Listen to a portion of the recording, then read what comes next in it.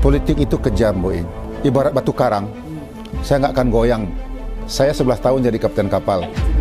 Sekali saya tarik garis haluan, apapun di depan, nggak ada akan goyang lagi. Laut saja 7 lautan saya hadang. Apalagi ini goncang-goncangan ada Sumatera Barat. Dan kepada saudara saya ingin maju, silakan saja. Mau head to head, mau ramai-ramai, ya monggo. Yang memilih rakyat. Mohon maaf ya, katanya PKS banyak suara. Ya, coba lihat anggota DPR RI ada berapa orang? Suaranya mana yang banyak antara PAN dan PKS? Di Sumbar 1, anak saya pemenang nomor 3. PKS nomor berapa? Dan juga ingat, saya EPRD Asda, cuman bupati. Anak saya perempuan pemenang. Adik kandung saya di Kabupaten Solo hampir 20.000 pemenang. Dan saya tidak mau jadi orang yang lemah iman. Saya ingin merebut kekuasaan ini yang akan saya manfaatkan untuk masyarakat yang banyak. Kami, politisi Sumatera Barat ini, berada pada frekuensi yang sama. Bahwa kami ingin perubahan Sumatera Barat ini berubah. Pemimpin itu harus diganti. Kalau ingin Sumatera Barat menjadi lebih baik. Lebih kurang 15 tahun di pemerintahan, apa infrastruktur yang menonjol yang sudah mereka sukseskan?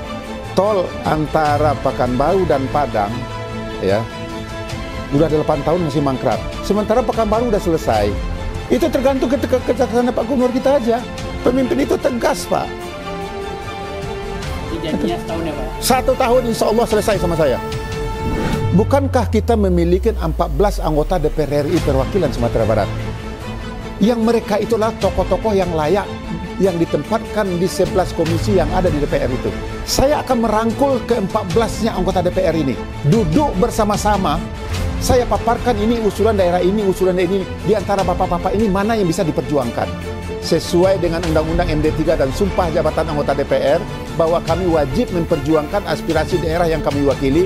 Tolong Pak Menteri, tolong dimasukkan dalam RKL Anda. Insya Allah dengan cara mekanisme seperti itu, 10 diusulkan, minimum 5 akan dapat, kawan. Biasanya Pak, karena menteri itu, gubernur itu adalah kepanjangan tangan pusat yang ada di daerah.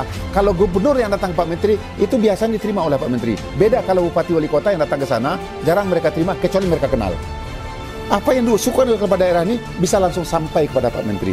Karena saya adalah leadernya, komandonya adalah saya di sini Sumatera Barat.